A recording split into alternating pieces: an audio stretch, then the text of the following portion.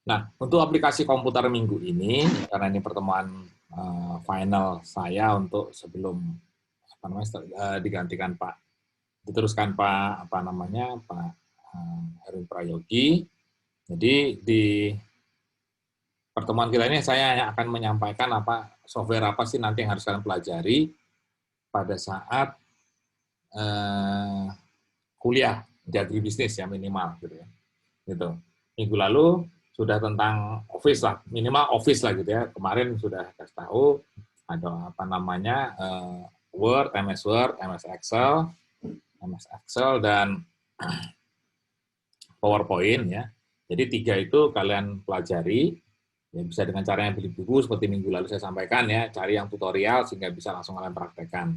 Tentu syarat utamanya apa? Syarat utamanya kalian punya komputer gitu ya, atau menggunakan komputer. Tidak mungkin kalian menggunakan HP, walaupun di HP itu sudah ada versi apa namanya mobilenya gitu ya, ada Office mobilenya, ada Word mobile, ada Excel mobile, ada juga apa namanya PowerPoint yang mobile, tapi pasti akan susah sekali untuk mengerjakannya atau tidak seluas ketika Anda mengerjakan tugas itu menggunakan eh, komputer, ya baik notebook maupun PC. Nah, jadi seperti yang sudah-sudah saya pesankan lagi, kalau bisa kalian apa namanya berinvestasi lah untuk memiliki notebook minimal gitu ya. Lebih praktis, tidak usah PC. PC sekarang terlalu apa namanya terlalu tidak bebas kan karena harus di meja terus gitu ya. Kalau notebook kan bisa dibawa kemana-mana gitu ya. Bisa juga nanti dipakai presentasi di kelas dan sebagainya. Gitu ya. Gitu. Nah, di samping tiga itu juga ada beberapa software gitu ya. Pertama misalnya untuk akuntansi, ya yang Bu Pinto tadi. Bu Pinto biasanya pasti ngasih software itu, biasanya gitu. Jadi ada software misalnya DAC ya, DAC, Dek Isi Accounting misalnya begitu ya. Gitu. Jadi apa namanya banyak software untuk aplikasi yang kalian akan gunakan ketika perkuliahan. Dia udah kasih accounting itu nanti bagian di bagian software akuntansinya Bu Binto yang pasti akan biasanya menyampaikan gitu ya. Nah, tapi di luar itu ada dua yang nanti akan kalian pakai ketika Anda kuliah gitu ya. Pertama adalah untuk statistika gitu ya, statistika. Yang kedua untuk manajemen operasi. Nah, itu juga ada softwarenya khusus gitu ya. Jadi untuk statistika dan ekonometrika, kan nanti kan ada mata kuliah ekonometrika kan di semester berapa kalian gitu ya. Itu ada ekonometrika dan statistika. Kemudian ada juga untuk apa namanya? Manajemen operasi. Ya, manajemen operasi. Nah, itu juga ada softwarenya masing-masing yang kalian perlu persiapkan dari sekarang. Kalau kalian sudah punya komputer, bagusnya kalian juga apa namanya? Install program itu di dalamnya atau install aplikasi itu di dalam komputer Anda gitu ya. Nah, pertama apa? Pertama adalah software SPSS. Ya, SPSS. SPSS itu wujudnya bagaimana? Ya, wujudnya adalah seperti ini, saya share ya.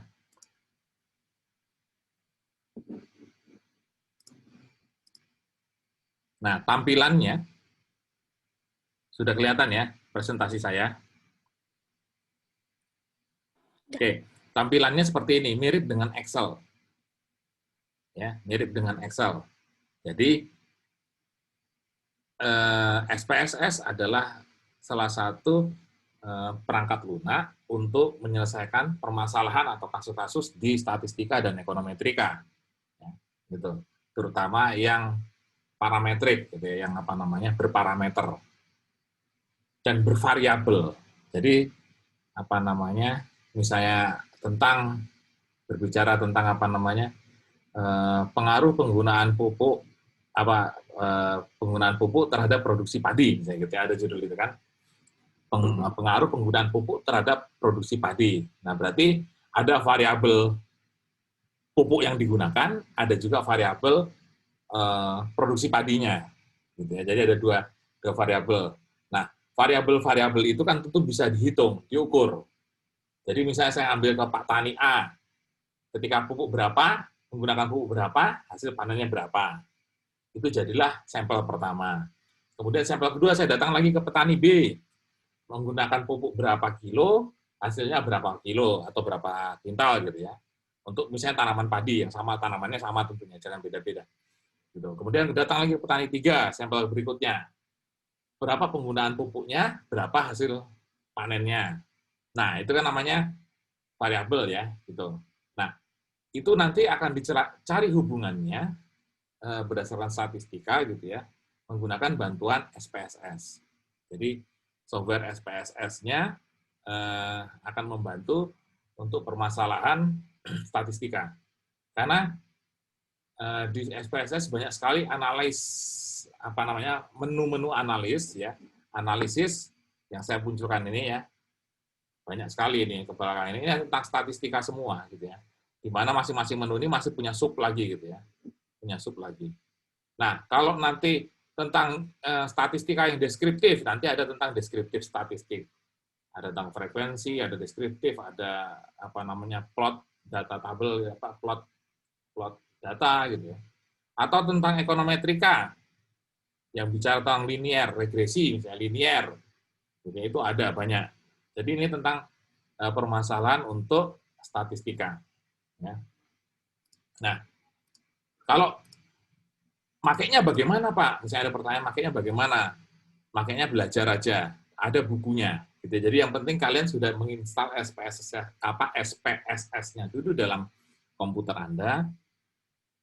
Kalian beli bukunya yang tutorial, lalu kalian ikuti langkahnya, karena tutorial kan pasti ada langkahnya, gitu ya. Gitu. Jadi ini untuk menyelesaikan tentang statistika dan ekonometrika. Datanya walaupun banyak, kalian tidak pusing karena dia tinggal dianalis tadi ya, analyze gitu ya. Nanti ada outputnya, ada keluarannya.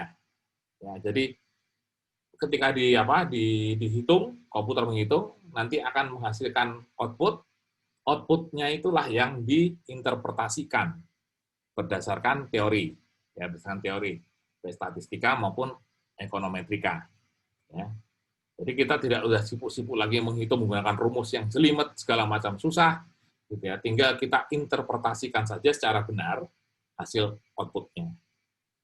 Dan ingat ya, kalau namanya komputer itu kan GIGO ya, saya sudah sampaikan di awal, gold in, gold out, and garbage in, garbage out. Jadi kalau data yang kalian masukkan bagus, maka hasilnya juga akan tepat. Outputnya akan tepat. Tapi kalau data yang kalian masukkan tidak bagus, maka hasil yang keluar juga tidak akan tepat untuk mengambil kesimpulan. Nah, sekarang data yang bagus itu bagaimana? Gitu ya. Nah, data yang bagus tentu kalau statistika dan ekonometrika, kalian memasukkan data yang sesuai dengan aturan pengambilan sampel, misalnya gitu ya. Kan ada metode sampling kalau di statistika nanti ya. Nah, itu berarti harus benar cara mengambil sampelnya, agar nanti hasil outputnya juga tepat. Ya. Kalau kita mengambil sampelnya salah, maka nanti hasil outputnya juga salah. Interpretasinya juga tidak tepat. Gitu ya. Itu. Ya, jadi, walaupun kita punya software bagus, canggih gitu ya, tapi ternyata data yang kita masukkan jelek, tentu hasilnya juga tidak akan tepat untuk diambil kesimpulan. Gitu ya. Contohnya apa? Contohnya misalnya kayak quick count. Quick count itu kan statistika sebenarnya gitu ya. Quick count itu statistika. Nah, kalau ngambil sampelnya salah gitu ya, maka hasilnya juga pasti akan salah. Itu yang sering membuat orang berantem kan itu ya. Jadi istilahnya apa sih? Kalau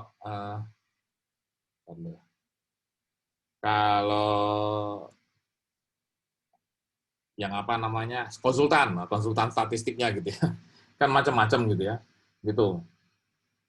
Ambil sampelnya salah, maka ternyata pasangan calon ini yang menang gitu ya, menurut dia quick count. Nah, tapi ketika di real, KPU real, kok enggak gitu ya, nah, itu nanti malah membuat pendukung itu kan saling menganggap curiga, toh KPU-nya yang salah kah atau lembaga surveinya yang salah gitu ya, gitu.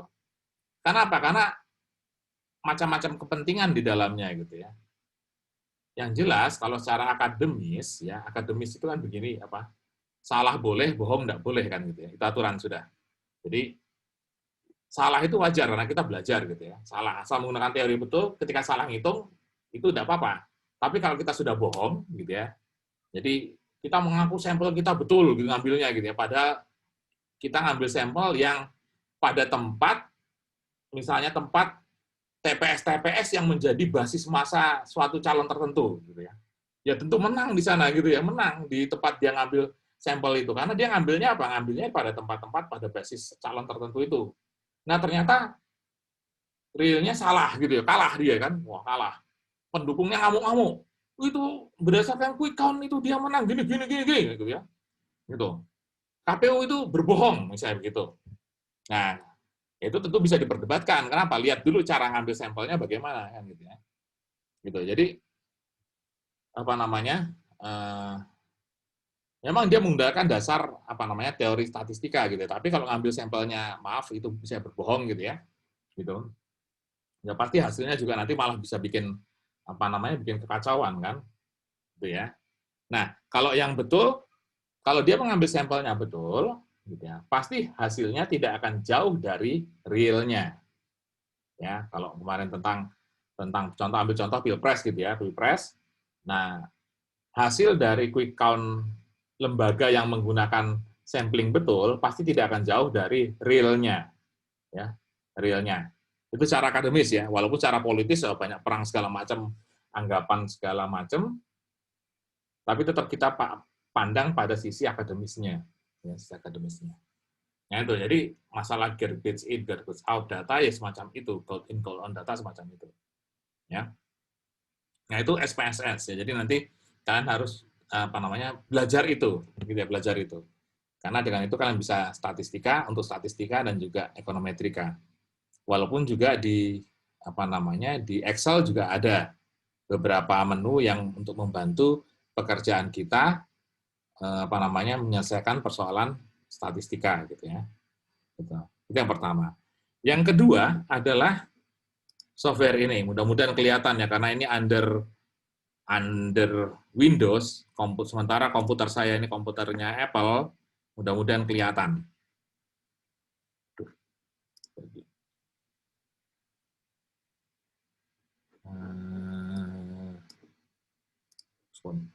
Nah, kalian bisa melihat ini, bisa melihat menu saya ini kah sekarang? Bisa, Pak. Bisa ya. Bentar loh, ini dia mau restart apa ini? Sebentar, saya restart aja dulu daripada kacau. Sekarang dia sedang restarting. Oke. Alah, malah update lagi. Sudah, saya keluar dulu aja. Saya keluar dulu. Nah, nama softwarenya adalah POM for Windows. Ya, nama softwarenya. Saya akan tunjukkan nanti, tunggu dia restart dulu. Masih 4% soalnya. Nah, POM for Windows itu adalah software yang digunakan untuk menyelesaikan permasalahan-permasalahan operasi riset operasi. Misalnya apa sih riset operasi itu? Mencari apa namanya kombinasi penggunaan input yang akan menghasilkan keuntungan paling besar, misalnya gitu ya. Nah itu semacam itu. Jadi kan misalnya ada sebuah produk kan ada inputnya, ada bahan bakunya gitu ya. Bahan bakunya misalnya ABC gitu ya. Itu. Kemudian ada juga ada produk yang lain yang juga menggunakan sama input ABC gitu ya.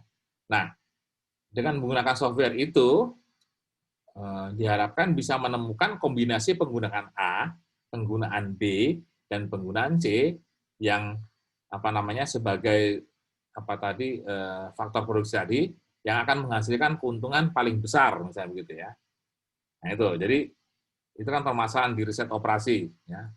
Atau kalau pernah saya kuliah dulu waktu saya kuliah di S1 namanya metode kuantitatif pengambilan keputusan namanya MKPK ya.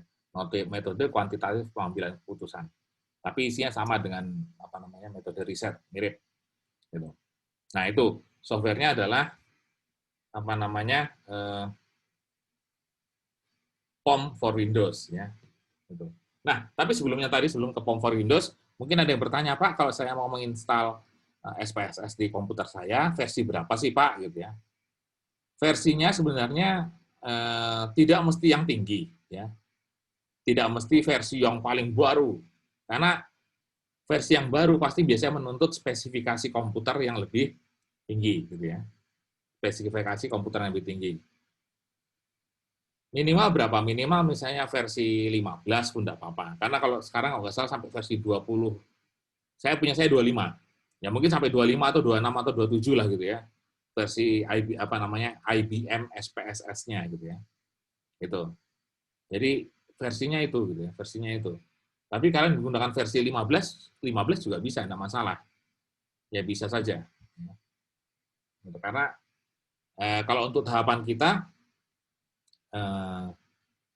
versi itu sudah cukup ya, versi itu sudah cukup. Hingga dan printout-nya juga sudah cukup jelas untuk diinterpretasikan. Nah, lalu ada tadi POM for Windows. POM for Windows versi berapa? Biasanya minimal versi 3 lah ya, karena itu tampilannya sudah enak dilihat gitu ya. Gitu.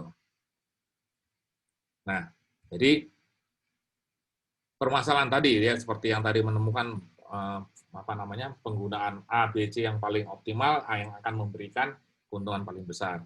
Itu dikenal dengan istilah program linier atau programasi linier gitu ya. Itu programasi linier. Nah, itu kan nanti ada grafik segala macam gitu. Jadi di POM nanti sudah hasilnya keluar. Grafiknya semacam apa, terus jumlah A yang digunakan berapa, B yang digunakan berapa, C yang digunakan berapa, agar keuntungan diperoleh paling besar. Dan kemungkinan keuntungan yang diperoleh paling besar adalah sekian, misalnya gitu ya. Gitu. Itu ada. Jadi sudah di mana di program itu ya. Sebentar dulu programnya. Oke, saya buka dulu. Jadi POM for Windows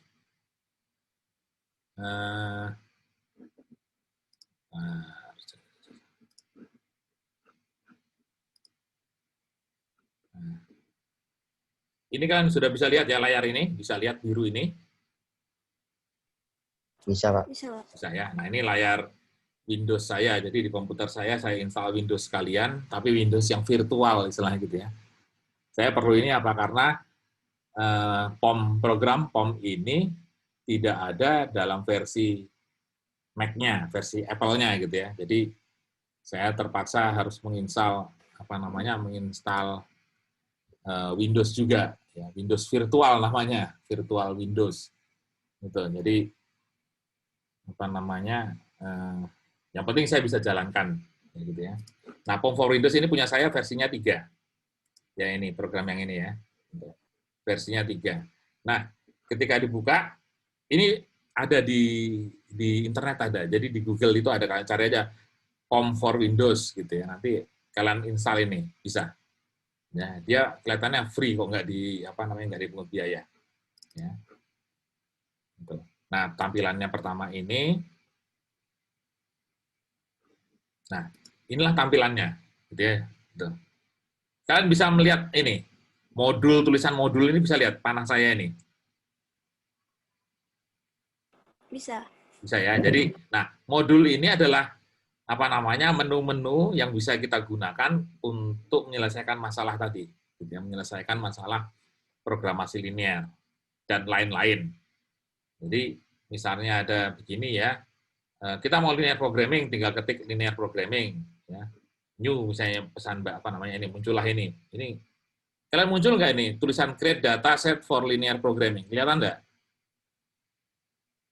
Kelihatan, Pak. Kelihatan ya, oke, berarti bisa kelihatan nih. Jadi semacam inilah menu-menunya gitu ya. Mencari misalnya maksimum atau minimum kan. Kalau maksimum itu misalnya keuntungan itu pasti kita cari maksimum. Misalnya kalau biaya kita cari minimum kan gitu ya. Kalau kita kan pengennya cari biaya itu yang serendah mungkin gitu ya. Gitu. Dan ini seterusnya gitu. Jadi nanti teori ketika kalian sudah belajar teorinya, kalian tinggal praktekkan pakai ini udah enak sekali gitu ya, enak sekali. Karena kalau manual Anda ngitungnya kan satu-satu gitu ya, banyak gitu. Dan kalau Anda keselipet aja ngitungnya gitu ya, pasti ke belakang salah. Nah kalau menggunakan ini terbantu. Ya. Jadi ini ada tentang yang umum untuk linear programming gitu ya, yang programming. Yang misalnya nanti semacam inilah nanti hasil anunya apa namanya yang harus kita isi, ya. Yang harus kita isi.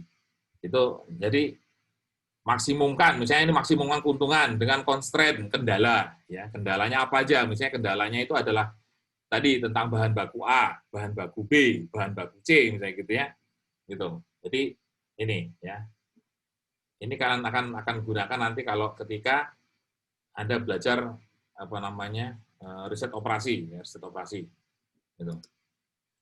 Nanti pasti diajarkan itu. Nah, jadi menunya banyak di modul inilah menunya gitu ya. Bisa linear programming, bisa location, bisa apa-apa segala macam banyak. Gitu. Jadi ini saya rasa perlu kalian install nanti di komputer Anda. Ya gitu. Jadi itulah beberapa software ya, yang perlu kalian install ketika selama kuliah inilah di komputer Anda. Ya, jadi saya harapkan Anda bisa mulai investasi untuk itu. Gitu. Ya. Kalau apa namanya SPSS itu kalau tadi POM bisa gratis gitu ya, tapi kalau SPSS nanti Anda coba cari aja versi gratisnya di apa versi gratis itu sebenarnya bajakan gitu ya. Harusnya bayar sebenarnya gitu ya. Bayar. Tapi di Tokopedia ada saya beli kemarin tuh yang punya saya itu Tokopedia. Itu berapa puluh ribu lah gitu ya. Jadi saya dikasih apa namanya? Dikasih CD, dikirimi CD sama apa namanya? CD dan putus. Oke aja. Oke. Dikirimi CD dan apa namanya keygennya lah kayak apa namanya kunci apa sih namanya itu kunci serial numbernya gitu ya serial numbernya. Nah itu sebenarnya termasuk bajakan itu sebenarnya kalau kalau aslinya mahal sih harus bayarnya gitu ya. Ya maklum kita Pak dosen bergaji apa tidak tinggi-tinggi amat gitu, sehingga pakai yang gitu aja. Nah nanti kalian misalnya urunan membeli gitu ya urunan membeli nanti kemudian install satu, kemudian install tempat teman lainnya, kan kita bisa kan gitu ya, pinter-pinter lah kalian gitu kan. Gitu. Tapi saran saya ya kalau bisa kalian install, jangan tidak diinstal. Gitu. Ya. Oke, saya rasa itu aja ya pertemuan komputer kita, apa namanya pertemuan komputernya, kemudian nanti ujian saya kasihkan pada saat di ujian akhir aja, ya, di ujian akhir saja dalam bentuk tugas. Jadi dalam bentuk tugas nanti misalnya di ujian akhir tugas, kemudian nanti ya tugas itu jadi nilai gitu ya. Tugasnya apa? Tugasnya nanti pasti berkaitan tentang MS Word. Nah, misalnya buatlah suatu makalah tentang komputer untuk pertanian, misalnya gitu ya, gitu.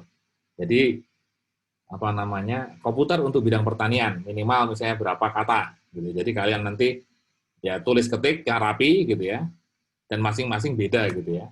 Gitu. Ketentuannya tentu ketentuannya apa namanya ya mengikuti kerapian lah, kan ada panduan misalnya saya minta nanti menggunakan MS Word marginnya sekian sekian sekian disertai gambar-gambar contoh misalnya gitu ya, berarti Anda harus masukkan gambarnya, disertai juga grafik misalnya, berarti kalian harus masukkan grafiknya gitu. Jadi belajar ngerjakan sama-sama teman tidak apa-apa gitu ya, tapi yang penting isinya beda, jangan copy paste ya, jangan copy paste, nanti copy paste kelihatan sekali ya.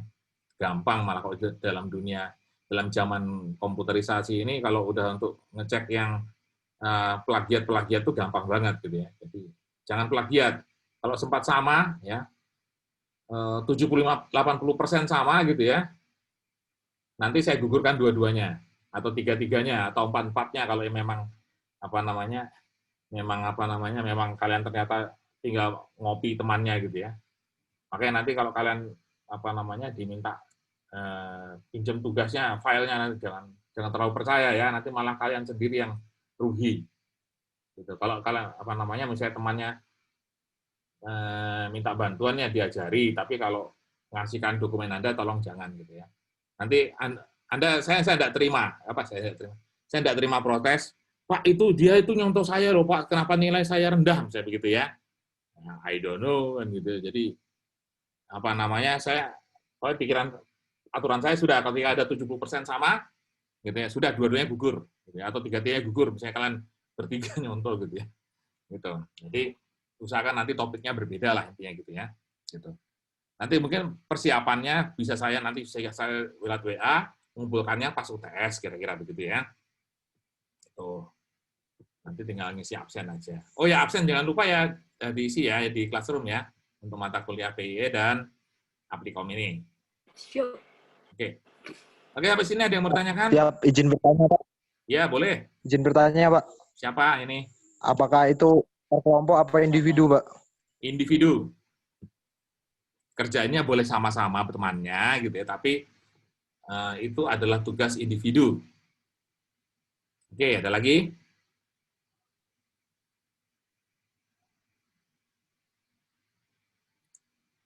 Oke, kelihatannya tampaknya sudah jelas gitu ya. Sudah jelas. Saya rasa itu aja kalau tidak ada yang bertanya lagi. Ya, terima kasih sudah mengikuti kuliah daring di mata kuliah Applikom ini ya. Jadi sudah ke-8 kali dan separuh-separuh nanti minggu depan mungkin Pak Prayogi sudah melanjutkan ya. Dan saya mohon maaf apabila dalam menyampaikan Applikom ini kurangan, karena idealnya memang kalau namanya tentang komputer harus kelihatan barangnya gitu ya. Karena prakteknya juga harus kelihatan barangnya gitu ya. Ini kan agak susah gitu ya. Tapi tidak apa, mudah-mudahan kalian kalau ada kesulitan atau mau berkonsultasi dengan saya tentang mata kuliah ini gitu ya. Tentang mata kuliah ya, jangan berkonsultasi masalah kehidupan ya. Atau masalah percintaan saya tidak tahu, sudah lewat. Sudah lewat. Jadi itu aja ya dari saya. Oke, berarti kan minggu depan masih ketemu saya PIE ya. Gitu. Oke, itu aja ya. Selamat siang, sehat selalu. Ya, sampai jumpa lagi. Dadah. Siang, Pak. Warahmatullahi wabarakatuh.